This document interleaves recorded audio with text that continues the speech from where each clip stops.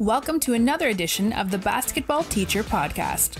Our mission is to bring you discussions on a wide array of topics in the coaching world to grow players on and off the court. You can connect with us on YouTube, Facebook, and Twitter, and also reach us directly through email at basketballteacherpodcast@gmail.com. Now, here's your host, Coach Mike Hernandez.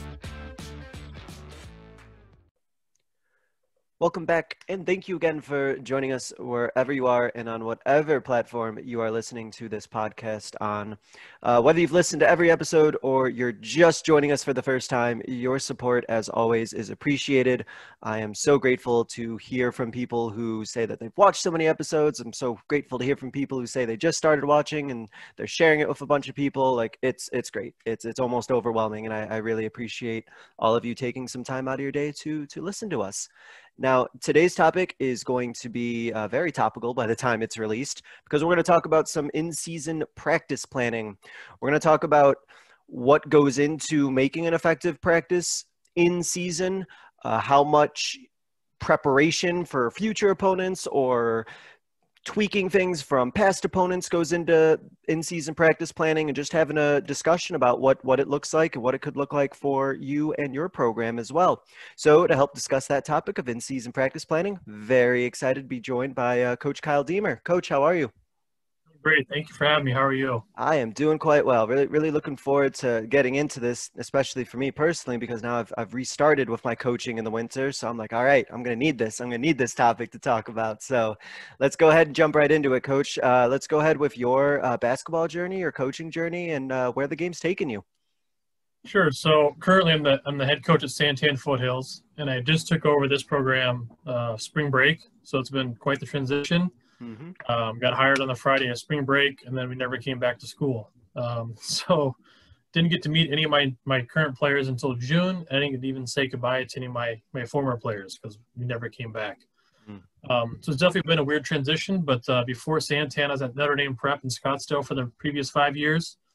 And before Notre Dame, I was the head coach at Coolidge High School, which was my first head job.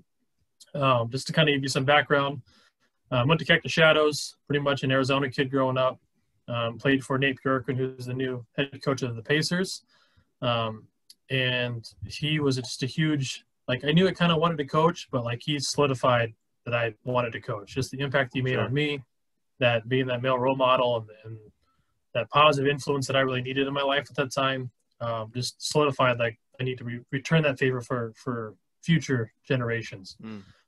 So right out of high school, I got into coaching, right in the club level, which was the feeder program for my high school that I played at, and started coaching 9-year-olds for free, volunteering with the current varsity coach, and just kind of worked my way up. And then I realized I really liked this, and then started volunteering at my high school. And then a good friend of mine got the head job, and I was a freshman coach for a year, and then I was a JV coach for a year.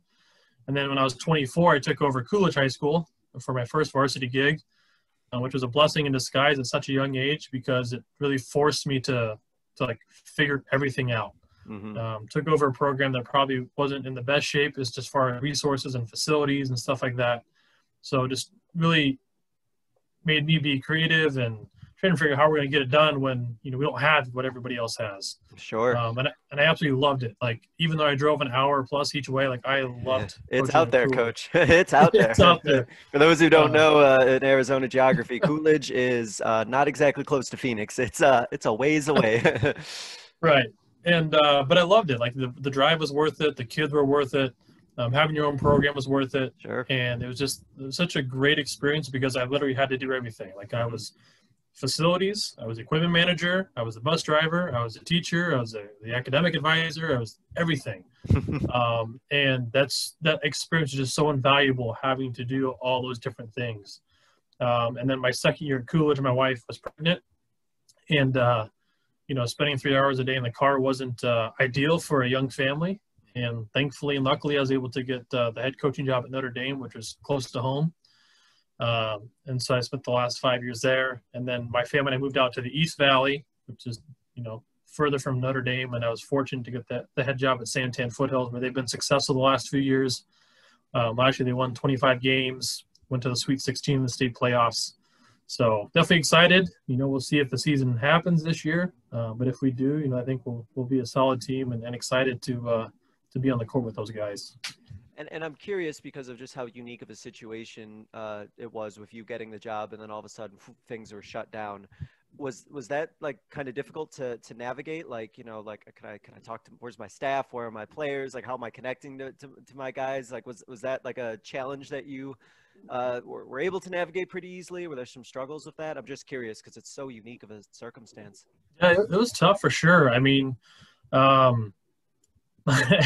like just trying to even get like on a Zoom call with the kids was hard because like their school emails only allow other district emails to email them. So I couldn't even email my kids. So I'm trying to get like the football coach to kind of set up a Google Meet for me so I can talk to my kid and stuff like that. So it was definitely different, especially not getting to meet them in person. So Zoom calls for the first until June was definitely different, but it was better than nothing. And then when June came, we were 6 at a time, 1 kid per hoop, 1 ball per hoop, all that good stuff. At least we're in the gym. I got to build a relationship with some of the kids, thankfully, because, we were online for the whole first quarter of the school year, and we were shut down all July. So it's definitely been tough, but at the same time, we've found a way to kind of connect and build those relationships. And I think it's kind of, in a way, built a stronger bond because we all want this to work so bad together that we have this common, mission of like wanting to make it work so bad for each other. Sure. And I know I feel personally, and I know other coaches share the same sentiment, that this experience will make me a better coach. Like, I will be better as a coach when I can go back to normal for the lessons that I learned through this whole experience. And that's, I think, kind of the best framework to have with it, kind of the best mentality to have is, it's tough and it's frustrating and it's not ideal, but like a couple of years from now or whatever, when things are back to normal, there's going to be a lot that I think coaches can look back on and be like, wow, I took a lot from that year and I'm a better coach because of it. So Absolutely. I think that's the best approach that we can take and know that, as long as we're taking something from it and using it to make things better, hopefully we're always learning, and this circumstance has definitely forced us to learn. That is for sure. It's in gratitude. Absolutely. Gratitude. Yes. Don't take this for granted. That's what I've also learned. This time that I get with my team and the players, like, it's precious and it can be taken very quick. So absolutely not taking any moments for granted.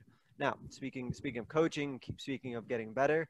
Before we get into our topic, I just have to ask, because I saw this on your Twitter, at least in the time of recording, this is a pinned tweet that I saw of yours, which had like 25 side out plays.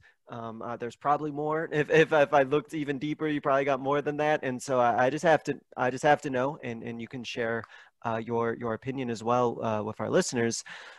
How important are these quick hitters to you? How much variation do you feel like you have throughout the course of the season with all of the different side out plays that you have available to you? What's kind of the process for that? So one specifically with the side out stuff, I've just come to fall in love with. It's just my favorite thing right now is just side out of bounds sets. And actually looking back at previous years, we actually had like 30 more side out possessions than we did any base out of bound possessions. So Sure. In my mind, I'm like, well, we're doing them more anyway. And I watch so much NBA basketball. I love the pro game, and there's so many side outs in the pro game. It's my new thing, I guess, right now. It's my flavor of the week. And so another thing through quarantine is just learning to love to share. And so I just wanted to just kind of work on some stuff, and I spent some time on it. I wanted to share it with everybody. But you're right. There's a lot of quick hitters in there. For me, and kind of my philosophy is more like conceptually based, just kind of more giving my players options and multiple reads out of those options. Mm-hmm. There's a quote from Mark Few who said, like every ball screen's a sunset and every sunset's different. Like you can run the same thing every single time, but the beautiful thing of basketball, it's different every time. Like you could set a drag screen every time in transition and it's defended different every single time. Sure. And so I really took it to heart, and I'm just really working on teaching my kids how to be basketball players versus robots. And so for us, specifically with our program, those quick hitters are all different actions that we run out of our offense anyway. So if you look at them, none of them have an ending. Like it's more of like we're trying to create an advantage, and now we're using this action to create an advantage, and now go make a play, be a basketball player. Mm-hmm. And so we spend a lot of time in practice, like going through the different actions that we have, the different reads. The defense could do A, B, C, D, E. Well, here's your answers to A, B, C, D, E. And just spending a lot of time working on creating advantages on our offense and then making the right reads or the best decisions we think possible out of those things. Because what I learned from the past was, like, I had 8,000 sets with an ending. Well, defense blew that screen up, or this didn't work right. Well, now what do we do? And so I've changed kind of my thought process on how I want to teach offense. And so that was just kind of a small way of us just kind of showing that, like, here's just ways to create an advantage and different reads and different options. And for us, we won't run all 25. I just wanted to share all 25. Of course. But for us, it's easy to have multiple set plays because, again, I'm just putting my guys into actions that we practice every day, and it's just movement to get them into those actions to create the advantage. And I like the part that you mentioned about how there not really being a natural, like, ending or a stopping point to it, because I've had coaches tell me, and now I tell, other coaches if I need to, that if your sets have natural ends to them, how long will it take for a coach to just look at film and be like, okay, well, this is what we'll do against that, and then that's it. And then that's the end of it, because there's no secondary move or there's no secondary action, or even worse, which I think all of us have experienced before, is like because I know I've done it, where I've taught players like what to do, but they didn't know why they were doing it. So they were just going through the motion of doing something, but they couldn't even articulate to you, why am I setting the screen, or why am I even, like, going here? And so then it quickly blew up if something didn't go exactly the way that it was supposed to. So I think that it just makes sense to have no natural, like, ending, because then the players, like you said, let them be ball players. Like, here's the action we're looking for, and hopefully the players know they're looking for it. But if it doesn't work out, well, we can do this, and make something happen. Get the ball in the basket, right?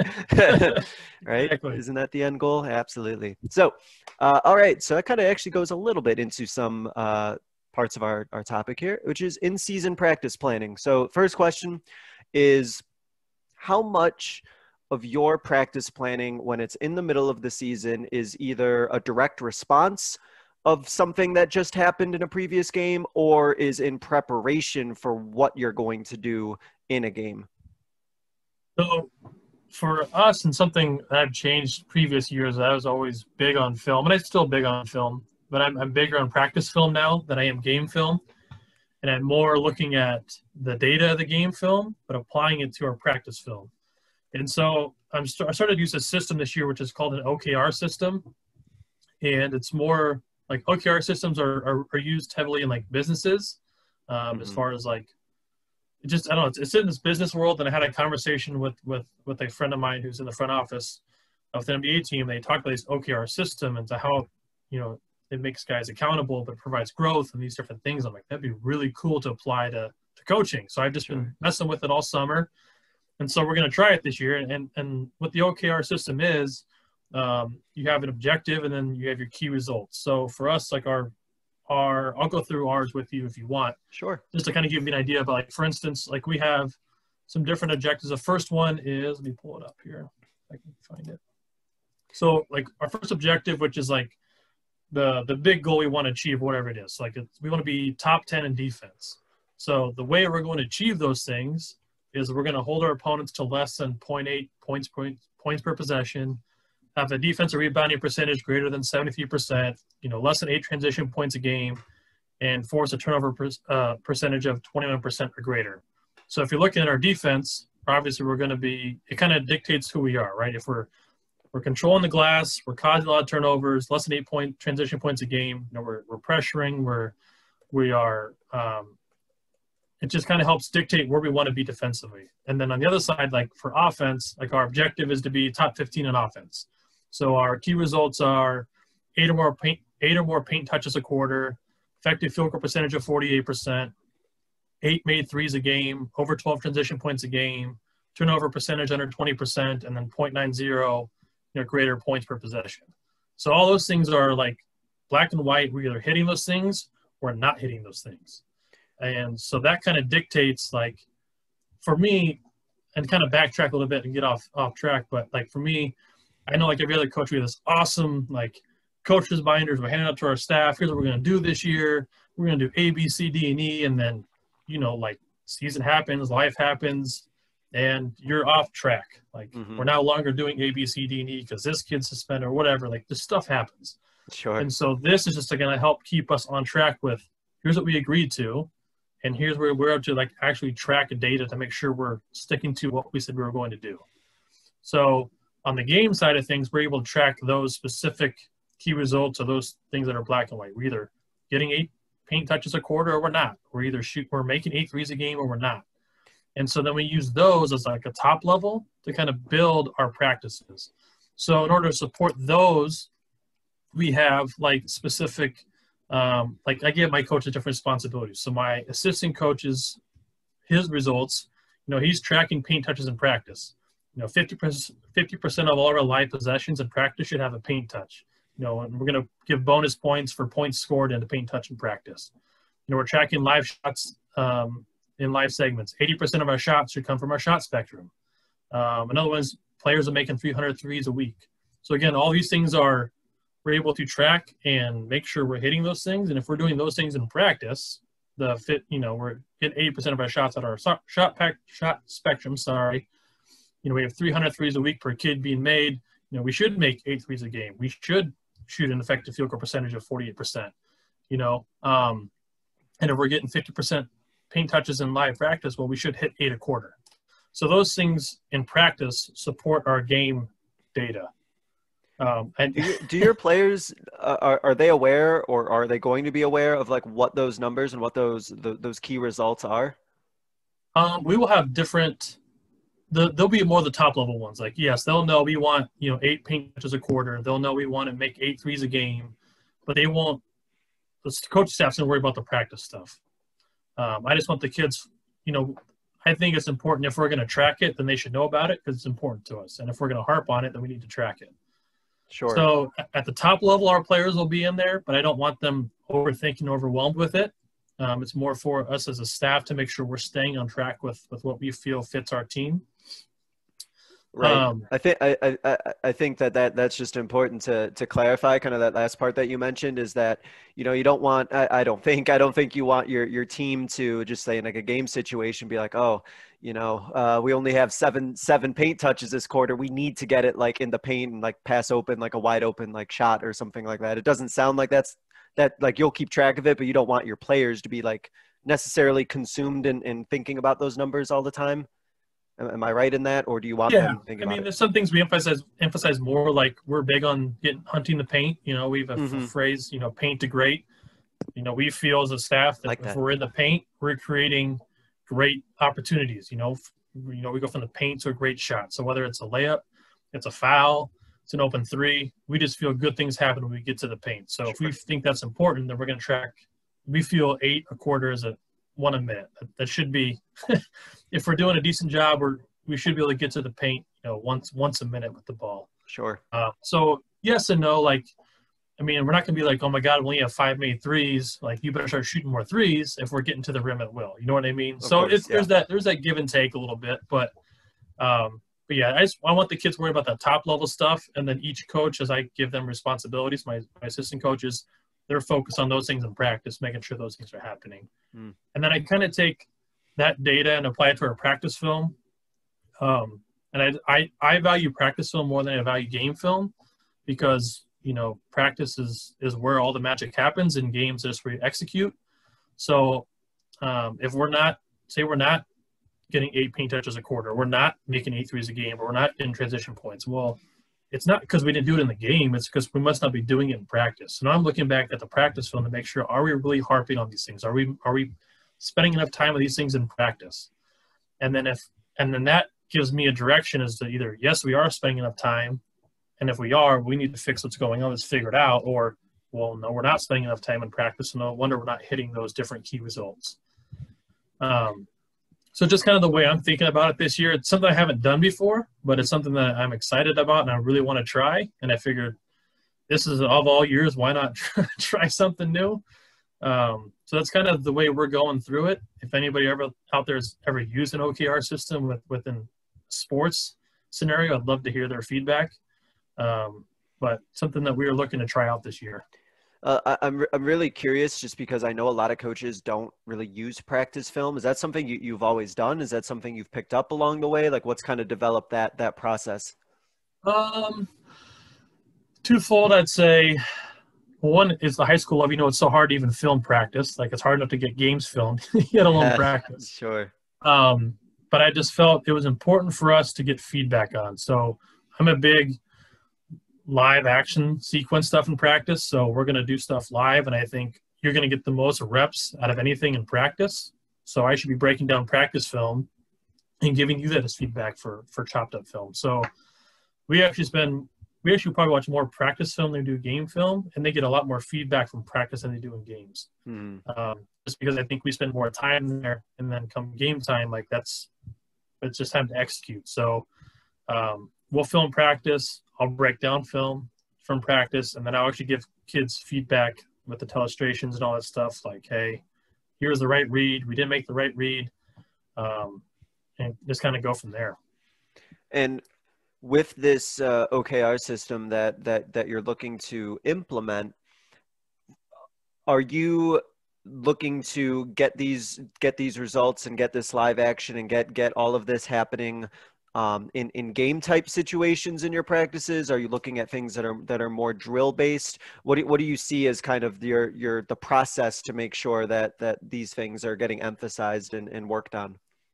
I'd say live sections for sure in practice. I'm big on not doing 5-on-0 stuff. I like just putting the kids in, because it's not realistic 5-on-0. Like, we can run through a set 5-on-0 and then all of a sudden 5-on-5, and they're like, wait, but I set a screen over there, but the defender's not over there. So I just take the approach of just really doing everything as much as we can live and teaching through the live stuff. It's a little messier and probably not as quick to learn it, but I just think it's more effective because they're actually like, I'm supposed to go set a pin down. Like, I'm actually looking for a defender versus just running to space to learn a movement. Mm-hmm. And it sounds like you maybe are able to kind of wade through the mess of those live, 5-on-5 sessions, probably because you have seen so much film that like exactly kind of like what you're looking for. You can pick up on things, whereas perhaps like coaches who haven't looked at a lot of film or even like practice film, like I feel like it could be overwhelming. Like, you have all these things going on, like how do you pinpoint and isolate like this one particular thing to correct? And so it sounds like to me, and I'll let you speak on it, that like seeing a bunch of practice film probably has made you just a lot sharper in an actual practice of what you're looking for and what to pick up on. Sure. Like I said, we want to put our kids in positions to score and make reads. So I'm scripting my practice, based upon, like I said, our conceptual offense. So say we're going to spend 15 minutes on our drags, quicks, and zooms. And so I already know when I go watch film, like that segment was dedicated to those 3 actions. And now I can talk about the different reads. We didn't do this, we didn't do that. And so I kind of strip my practice knowing I'm going to break it down afterwards in the film. So I don't like to do just like drills just to do drills. Everything has to have a purpose, because I know that the kids need to see it, and then we can go make the adjustment to it the next day. So we'll, like typically in our practice, we will have a quick team meeting, 10 minutes. Here's what we want to work on today. Maybe we'll watch 10 minutes of film, like from yesterday's practice. Here's where we worked on, like we're just ball screen coverages, right? And we're hard hedging. Well, we weren't doing A, B, and C. Here's the example. Now we go on the floor, walk through it, and then we can go live and compete it and just make sure, that learning process happened. They've seen it, you walk through it, and they get to do it again for the second time.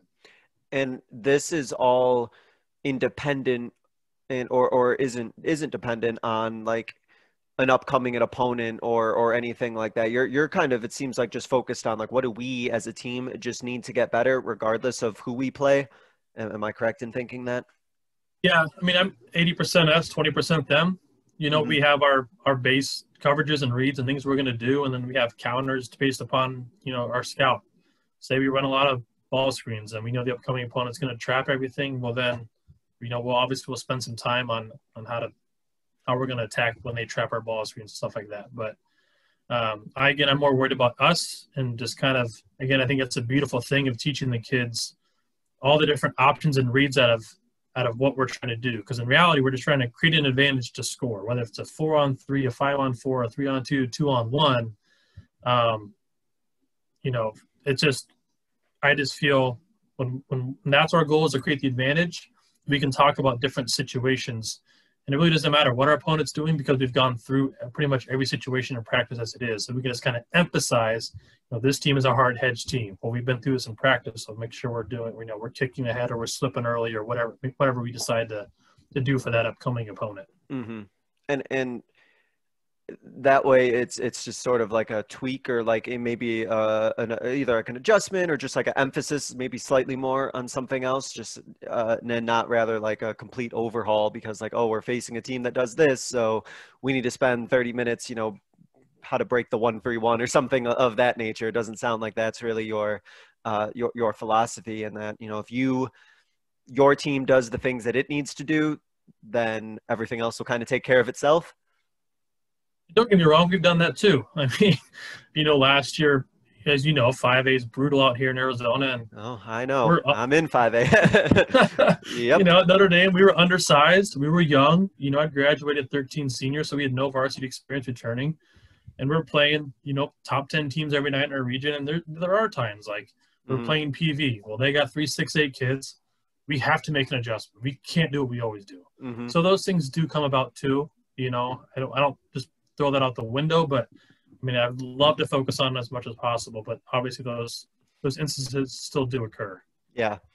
And I think that one of the things that it sounds like this OKR system kind of does, though, it kind of anchors your team into focusing on like what your identity is and what you're trying to do, because then that always kind of brings your team back to focus on something. Like you may have to deviate a little bit if you're playing, the 6-8 bigs, but you still have your own sort of like common objective that like, okay, like this is still our identity and this is still what we're trying to do. And we still like stand for something. And it sounds like what's worked or hopefully will work is that you've kind of identified that from the beginning, so that your objectives aren't like always changing like every day or every practice, and like the players kind of know what's expected. And then hopefully like that objective won't have to change, come December, January, or February. Like this is who we are, this is our identity, and we're going to build our practices around that. Is that right? Is there something I missed there? No, that's perfect. It's a great way to explain it. And it helps me make decisions. Like I'm the type of guy who, like, I'm always willing to try something new. Like I'm all in on, like, I love the idea. I think it helps us. We're in. I like this idea. We're in. And sometimes, I have too much ADHD and I'm all over the place. And this just kind of helps reel me back in, because we can't do 8,000 things. So it just kind of reels me in. Like if I see a new thing I like, does it fit our OKR system? If it doesn't, we're not going to do it, no matter how much I like it. Mm-hmm. Versus if it does fit, well, maybe we will find a way to apply it because it fits with what we're trying to do. And it anchors us. It gives us a North Star. It gives us somewhere to always point towards, and it just helps make decisions within our program as far as we will do this, we won't do that. Mm-hmm. And yeah, it's just having something to hang your hat on. Right? It's kind of hard to tell, like, you can look at a box score, I suppose, and say like things are going a certain way, but then if you actually have like some metrics or some numbers to look at, and something like we said to like anchor your team, it just gives you more data to sort of look at and more things to kind of make whatever necessary adjustments you need to. So that makes a lot of sense to me. Now, it sounds also like there's a certain level of intensity that needs to take place, because if you're filming practices and you're looking to make those adjustments in practice based on practice film, then you need to be seeing things in practice like that translate right into, live game speed. So what's been the process of just kind of keeping that intensity or that energy level up so that, your team can hit the practice floor as hard in November as they would in like late January? We do a couple things. One, as the year goes on, we shorten practice. As games we're on, kids get tired. So we shorten practice as the season goes on. Obviously, we should need 2 hours for practice because this is practice 37 and we've been through this stuff. So that helps when we shorten practice. Another thing we do too is we have this biofeedback. It's just a quick little questionnaire. How much sleep did you get? are you sore or hurt? There's a difference. You know, how you feeling today health-wise, hydration levels, and then like on a scale of 1 to 5, like, are you like green, I'm good to go, or 2, I'm in the red, and then we kind of talk about who's in the red or who's in the green individually. And as a group too, like if we're all in the green, like we're going at it today. Sure. And if our guys are kind of in the red or orange area, it's like, well, let's take it back a little bit, maybe shorten practice or take off this live segment just to make sure we're ready to go for our upcoming game schedule, wherever it may be. So we'll do some biofeedback just to get feedback from them. And then the third thing we like to do is something I stole from Xavier when Coach Mack was still there, was the gold jersey. And so we chart specific things in practice every day, and they earn points for those things. So it could be charges taken, rebounds, deflections, high fives, whatever we feel we want to emphasize during that year. And then the winner at the end of the week gets a gold jersey, and he gets to wear that gold jersey the next week of practice, pretty much like you kicked everybody else's ass. And all the stat points have nothing to do with skill. You know what I mean? It's hustle and effort stuff. And then we keep like at Notre Dame, we did it for 5 years. We had like a huge poster in the locker room. It had like the overall leaderboard of gold jerseys. So every time you won a gold jersey, the next year came out, there was a big team picture, and then you'd be on the leaderboard, you know. Nice. Griffin had 5 and Jake had 4. And it's an overall, like, it never goes away. So somebody who graduated in 2012 had 8, you know, throughout his career. He's still at the top of the leaderboard if nobody ever got 8 in their career. So this kind of just a cool thing that I stole from Xavier that just, for me, it felt like it gave the kids incentive to really do the effort things. Yeah. Small little carrot for them just to kind of work hard, because you get to leave something behind at your school. You know, your name's on the wall. And in practice, you know, you have some pride wearing that gold jersey. You know what I mean? You feel good about it. Yeah. And then it just helps bring the competitive edge, because people don't want to lose. Right. And I think it just shows as a coach, like what you emphasize and what's important to you and what matters to you. And I think that in a way, like those players who kind of do all of maybe the right things, but don't necessarily have it show up in a box score, like they need a way to be recognized. And like words are great. And I think if words are great and if that player, like that might be what they need, or you can just say something great. But if you have like something tangible, like it's almost like something to like work towards that maybe doesn't have to do with any like basketball related skill, like it shows, I think, as a coach that like, hey, like these, you know, non-box score things like are just as meaningful to me as like anything else. So I think that's probably really nice. And it sounds like the kids work for it too. The kids will like want it. Right. Yeah. Now I wanted to ask before I forgot this question, because we just talked about, you know, long season and everything. For you as a coach, because I've been here, the next day of practice after a tough loss, or just, you know, just a loss that just really didn't sit well. I mean, they all don't sit well, but like a loss that like really didn't sit well with you for any particular reason. Do you think anything really changes for you? Is there anything you need to like talk to your players about when you're trying to hit the court after that tough loss the previous day? Try to follow my own advice, which is the 24-hour rule. Like we're all very emotional after a game. Yeah. You know, we're all very heated and emotionally invested and stuff like that. And I try my best to really make sure I go home and watch the game and make sure it happened the way I felt it happened. Mm-hmm. And then we can address it as a team the next day. But I always tell my kids, you know, we will talk about it now. We'll come to practice tomorrow. You know, we'll have a team discussion about it. But I don't know. It's a tough one, because sure, I would say early in my career, definitely I was more emotional than I am now, and I would be very upset. And we go into practice, and I'm going to run their asses into the ground, or we're gonna, you know, we're just going to get after it because we're upset from the night before.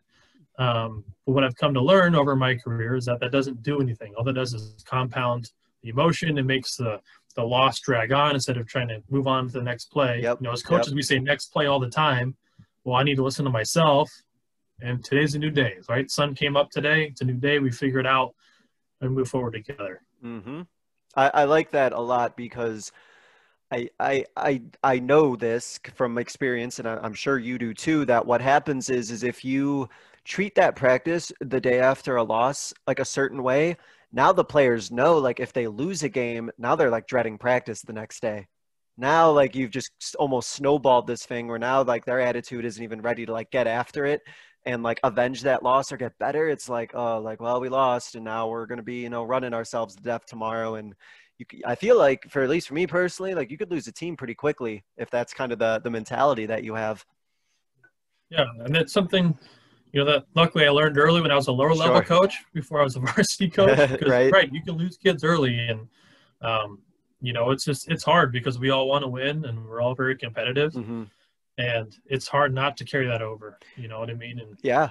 No, absolutely. Now I want to flip it here because talk about wins first, because I've had this too, and so I'm curious about your approach. You have a win. Maybe it was like maybe it was a good win on the box score. It's a good win, but then you look at film and you're like, uh-oh, like there was this. All of a sudden you have like this list of things that's like we got to like do a lot better on all of these. And like, your team might be feeling really good because maybe they won by like 15 or 20, but you as a coach are like, yeah, but there's all of this. So on the opposite end, like, is there a different approach that you might have after a win if there are things that you're like, we still got to work on a lot of stuff? How does that go? it gives you, after a win, it's easier to get on them because they're in a good mood because they won. So you can come in and get after them a little bit and they'll be more responsive versus getting after them after a loss because they're already feeling down. And I'm sure if you've noticed, like, players nowadays, like, they're very self-critical and they're very hard on themselves. I mean, I've had a lot of conversations with my players just about positive self-talk. Like, they are so hard on themselves nowadays, so self-critical. And so after a win, I think it's easier to come in there and harp on them a little bit more because they're feeling good and they have that positive self-talk going, where they're more open to take some coaching versus after a loss. So I use that opportunity to kind of work on more things or get on a little bit more than after a loss. I try and peel it back a little bit, just again to not double negative and just crush them. Right. No, yeah, and about the self-critical piece, like, I couldn't agree more on that. And for those listening who haven't, after you listen to this episode, go listen to my teen mental health episode I did with Dr. Megan Cannon. We talk about how, players in this generation, because of social media and everything, they're seeing like the best of the best on social media, like whether it's like high school players even, and they're comparing themselves to those players. And it's very quickly to kind of spiral out of control with like being that self-critical, because you might like see all this great stuff on social media and then like you miss a layup and then you like feel like it's the worst thing that's ever happened because you see somebody else like dunking over somebody. So it's just a different age. It's just like kind of a different era about how much, I think our players are exposed to, and social media can be used for a lot of good, but I think, as we also know, that there's some danger involved there as well, and everything like that. I mean, you hit it right on the head. You see kids who are even afraid to play defense because if I get dunked on, then it's on Instagram or whatever. Like, it's crazy the pressure that these kids are under on the social media stuff. Like, it's like, we can't ignore it. It's something that you have to address with your kids and your players and like talk about it and make sure they're doing good, because it's real. And whether they want it to be or not, like, it truly affects their brains. And is that part of the team discussion part that you mentioned? Because I want to go back to that. When you said you have a team discussion, what kind of goes into that, or what sort of things do you discuss? Is it the same type of discussion? Does it change? What is that process like? Since it's been 24 hours, I usually like to open up to them, thinking about, because they all go home and go on huddle and watch the game and everything. So I'm like, what do you guys think?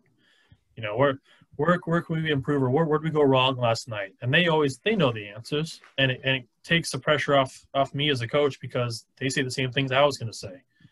But it kind of gives them the ownership and responsibility and puts it on their shoulders, and like, yeah, we didn't do this or we didn't do that. And it takes that pressure off of us, like, talking down to them, versus it's more of like, we're accepting responsibility for actions. Here's what we did wrong. And now we talk about, well, I agree. Here's a game plan to fix it. And then it kind of gives them a motivator, like, oh, he didn't chew us out. Like, he's a plan to fix everything we just talked about. He's already thinking ahead to fix the problem versus compounding the problem. Yeah.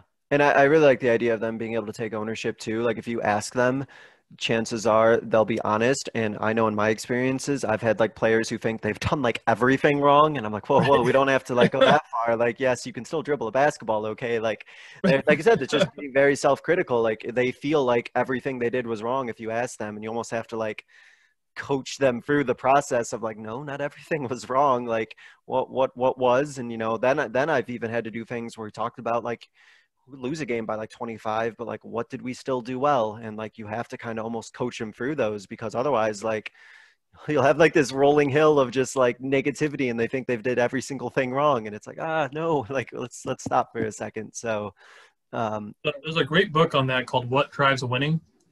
It talks about, because our kids, even as coaches, we're so goal oriented and result focused that we lose sight of the process, and everybody wants to talk about the process, but we don't ever follow it because we're so fixated on the result. But it's a great book that just talks about like the mental side of things. There's a lot of great like examples, things you can do with your team that I've done with my team in the past. Just kind of helps, like, just brings new perspective to them, because a lot of kids feel their worth is their value as a basketball player. And if I had a bad game, and as a person I'm not worth anything, and to kind of pull those two things apart and show them you're still a good person, even though you had a bad night, makes a big difference, especially for your better players, because at 17 years old, like, if I'm the best player, that's who I am, that's my self-worth, that's everything. And Sure. like you said, they're so self-critical. That book does a really good job of kind of breaking those two barriers down and how to approach your players. Yeah, that sounds great. What drives winning? It sounds like it's really helpful. I know I have in the past when I've taught this subject, when I used to teach this particular topic, we would talk about some subjects where the idea of like outcome-driven love.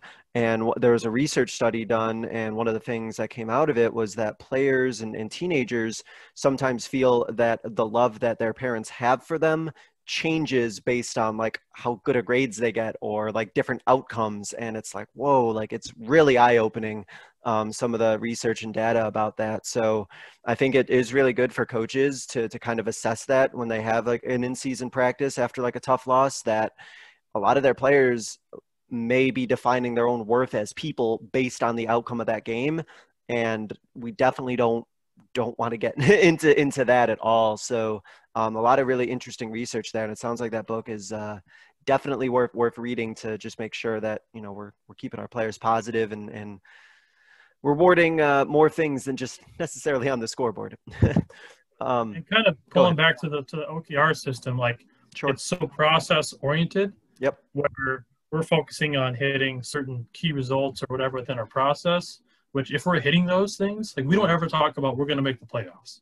Like, if we hit our key results, we're in the playoffs because we are scoring the ball, over 0.9 points possession. We're shooting over 50%. We're making 8 threes a game. So obviously if we're doing those things, we're going to be a winning team with a winning record. And I think that helps pull us away from the scoreboard and focusing more on the process, because again, we are so result driven. And I'm curious to see if it really does work this year, where we are focusing on the process and not like, got to make the playoffs, we got to do this. Well, no, let's stay focused on our objectives.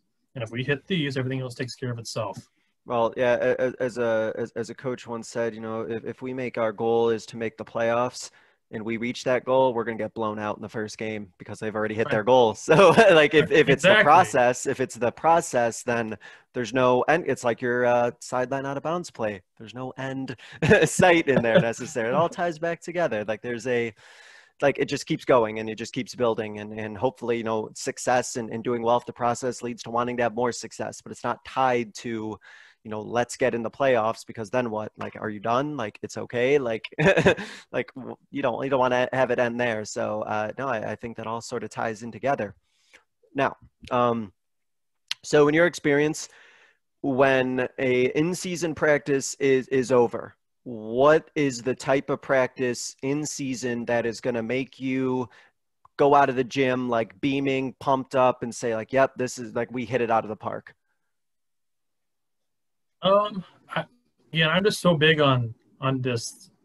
For me, if you walk into our gym and the guys are talking, sneakers are squeaking, there's effort going all over the place, we're competing hard, and we're having a nice I don't know. That's when I always feel good. I leave the gym like, man, we competed hard. Mm-hmm. We weren't negative towards each other. We were enthusiastic. We were talking. We were getting after it. Like those practices are just my favorite. Yeah. Just the high energy, positive ones, not the ones where guys are trooping around or whatever. Like, I don't care if we hit records for drills or whatever. It's just this energy in the gym. You know what I mean? Sure. If we got and really push each other, like damn, fellas, we got better today. Like we pushed each other past our limits, and we got better today. It's something we can go home, tell mom and dad, you had a great day, go to bed, feel good tonight. Yeah. And it energizes you. It's like if you have a great practice, like I feel like everybody feels energized after too. Like nobody's even that tired. They might be a little tired, but like they're still like amped, you know? Like they're still like, all right, like I can do this for like 2 more hours. And then you almost like leave them like wanting more. I think that's great too. You know, it ends on a strong note and everyone's like, man, practice is over. Like, yep. Can't wait. Like rest up. Let's do it again tomorrow. And that's like just sort of builds. And that yeah, I think that's great. So in your just whether it's your research or just sort of through experience, I think I know kind of your answer because I know it doesn't seem like you're a big drill person, but what are some things that you have seen that people do like in their in-season practices that you personally just like don't see any value in, or you like don't understand like why so much time is being spent on them? Just things that don't like things that look great, but they don't serve a purpose. Like there's so many drills out there, but if you do this really cool, like weave shooting drill, like cool, like we don't do that in the game. Like what's the point of that? Like it's, to me, I think it needs to have a purpose. And so there's a lot of just like crazy drills out there. And a lot of that stuff drives me nuts with the 8,000 cones and dribble moves and flip and catch this ball while you dribble this ball. It's like, it drives me nuts. Like when the ball goes thrown up, like you have 2 dribbles to beat your man. And if help comes, you better find the open player. So if we're not working on those types of things in practice, to me, it's a waste of time. Other than shooting, I don't think those are always games, game situation things, because I think guys need reps as well as game shots. But shooting be the only thing I say that's not always game situational for me. And I think coaches should spend a tremendous amount of time on shooting in practice, like insane amount of time on shooting.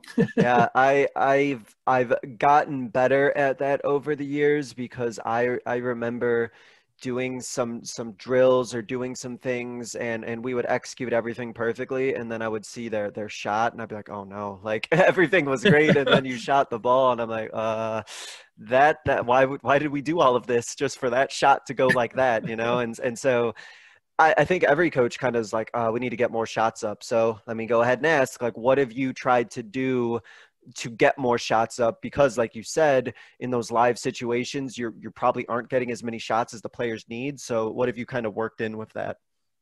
So we're trying to do like pre-practice, get in shots before practice. We'll have like breakfast club where kids come in before school, get shots up on the shooting gun if you have it or whatever, drills, and give the kids breakfast, stuff like that. But I think just and blocking out time in practice, like as much as you don't want to, because we need to get in this set, we need to get in that defense, we need to work on this. Like you just said, we can execute all those things, but if you can't even get open and then shoot the ball and it goes off the side of the backboard, it was worthless. So it's really being diligent about like structuring shooting time within practice, no matter how bad you think you need to work on your sets and different things. Like player development, I just think is overlooked so much because especially out here in Arizona, we get 12 practices that we play. So, I have to put in my whole system in 12 days. Oh yeah. And shoot the ball, Yep. So it's hard and I get it, but I just think it's too important to skip over. And does it vary how much time you feel like you spend on it? Does it just sort of depend on the team or depend on the structure? Is there a certain time that you're like, I need to allot X amount of time so I don't forget to something like shooting? Yeah, and thing I'm putting on the kids this year too is like you have to make 300 made threes each week. So if you want to do that before school, after practice, before practice, like that's on you. And we'll keep track of those things and chart those things. So at least I know they're responsible for 300 makes a week, and that helps take some time off of our practice time. And then I also like to, I like to in the beginning of practice just to get the bodies warmed up and moving. So I usually do about 5-10 minutes of shooting in the beginning of practice. It's always fun to end on shooting in practice too, because the kids like to shoot the ball. Of course. So I just try to start and end practice with shooting, and then they're also responsible on their own throughout the week to make 300 threes. So that, and it's being tracked, like you said, that there's some sort of way to, track to make sure that they're hitting that number. But it is up to them, though, to make sure that they're maximizing their time and finding that time in order to do that. And do you have any of those like conversations with players in regards to maybe like other skill sets that they need to make sure that they're working on? Because, there's just so much time in the day. Like, are there other players that you go to and you're like, hey, like, you need to be working on like this during your free time, or another player, like, you need to be doing this? Do you have conversations like that? Do you not? Like, I'm just curious if those conversations occur. Yeah, they do. And if you haven't figured it out by now, like, I love data. Of course. I use this app called Sessions, which is through Lucio Sports, but it basically allows you to track like every workout you do with the player. It could be a team practice, solo workout, group workout. And so when I have these conversations with my players, it's like, look, you've spent X amount of practices on these skill sets. Like, and right now, statistically, you're turning the ball over all this time. You can't, you're shooting, 30% from three. Well, according to what we log every workout, you're only spending, 10% of your time on shooting or 20% of your time on ball handling. And it just helps provide, I think, like, real feedback to our kids. Like, geez, like, coach has us logged out. Like, I better start shooting more. And it's so black and white. And there's no like, yeah, I think you should do this. I think you should do that. Like, here's what it says. Like, here's what you've worked out at, and you've spent X amount of time doing this and no amount of time doing that. And again, it just helps build that balance in their player development. Well, and I think if you have those numbers and you have that data, like, a player really can't like refute and say, no, I have been doing this, or like, I have been working on this. It's like, no, you haven't. Like, you have not been doing that. Like, here's what the data shows. And I think it sounds like it's a lot, or maybe a little, I don't know, you can speak to it, a lot of like almost like pre-work or like front loading work, but then it sort of pays off at the end once the system gets going. Yeah, right. I kind of get everything put together in the beginning, and then the biggest thing during the season is just logging everything. So like, when we log workouts, it only takes me 2-3 minutes after practice to log it, but it's just being consistent with it. So when we have it, we can actually utilize it. Yeah, sure. And it just need to, you put it in and do that work in the beginning. And then like, once like the system gets going and once everything sort of gets logged and everything, like it probably just gets easier with time too as well. And you can just get that information out.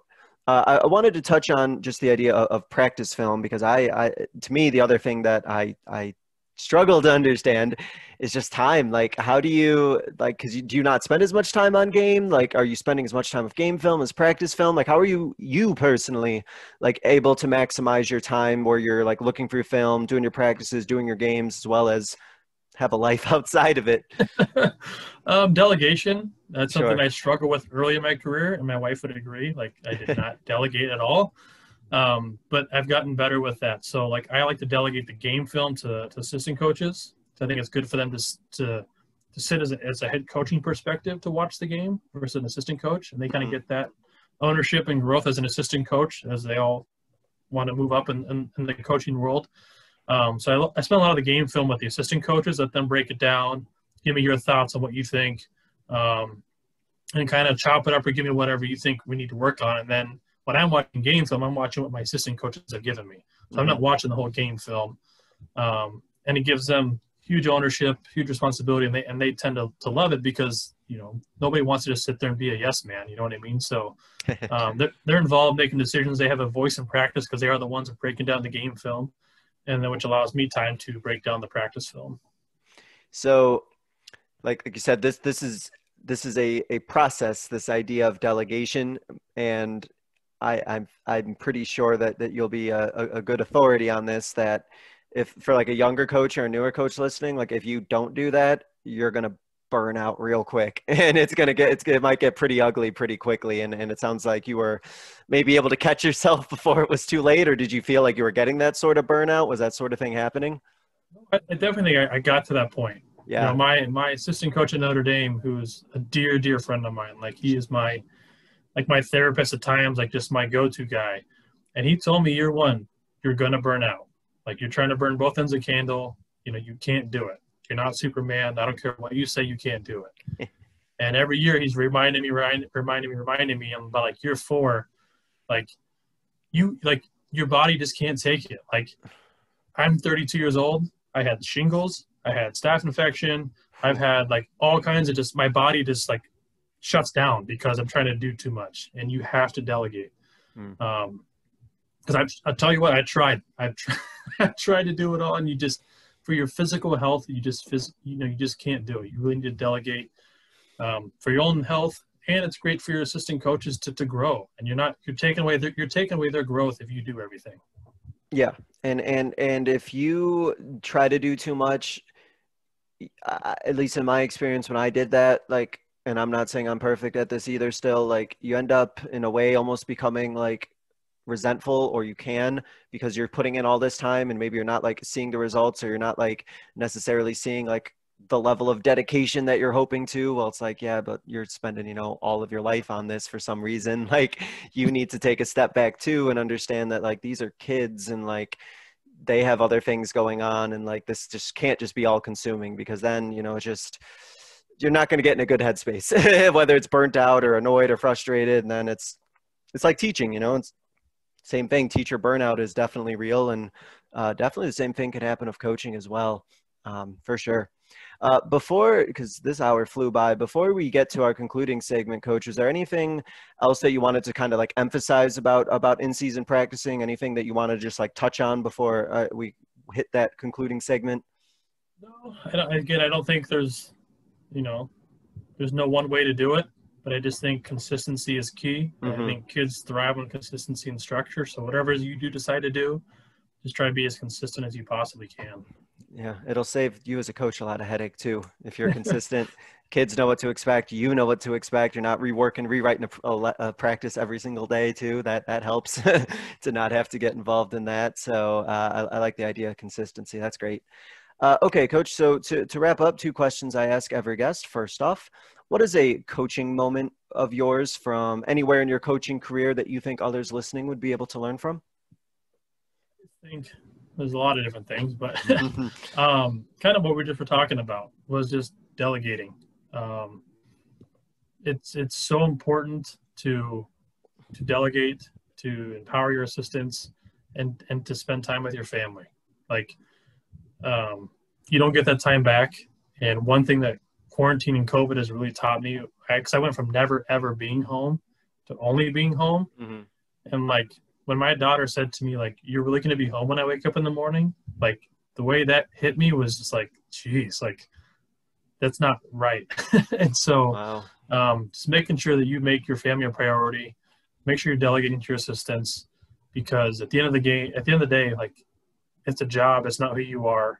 It is a game, and like, your family is always the most important thing. And it's easy to lose sight of that because you're always chasing that next little thing. But to make sure that they know, and that they're always the number one thing in your life. Yeah, and I like that little part that you mentioned about, like, you'll always end up chasing the other thing, because it's so true. If you set out, I'm just using a basketball, definition. If you set out like, going to win 15 games this year, and let's say you win 15 games, but you could have won that 16th, you're not going to be happy. like these sort of things absolutely end up happening. But like, what is really important, and that's what we just we talked about even off air, is like, I think this COVID stuff will really, like, you realize what's important. You realize, like, whoa, like, I love basketball, I love coaching, I love all of this, but at the same time, like, I need to see my kids grow up. I need to, like, be a father, I need to be a husband, or a mother or a wife, or whatever the case may be. And like you said, you don't get that time back. And I think that almost every parent that I know always says, like, wow, I can't believe they're already X years old, because like, it was just yesterday, it seems like they were born. So and like you said about delegation too, like, I don't know what your philosophy is, or actually your assistant's philosophy is, but I know that a lot of assistants are looking to like move up and become head coaches. So they need an opportunity to kind of be one, right? They need like responsibility to do things so that they can speak in an interview about, here's all the stuff I did as an assistant, please give me a shot to be a head coach, right? Absolutely. And it's an honor to have your assistants move on to become a head coach. Coaching tree. Absolutely. Yeah. You get to have your own little coaching tree too. That's funny. Great. So the last part and what you just said was like a perfect wrap up, but I'm going to ask this anyway. It's my 60-second soapbox. It's where I give guests the opportunity to get out their closing idea, their closing message, just kind of a final thought to leave the listeners with. And you did such a good job before, but I'm going to ask you anyway. So if you have another closing thought for your 60-second soapbox, Coach, go ahead. Thank you before, and I have to say, just pour into your players, just invest into your kids.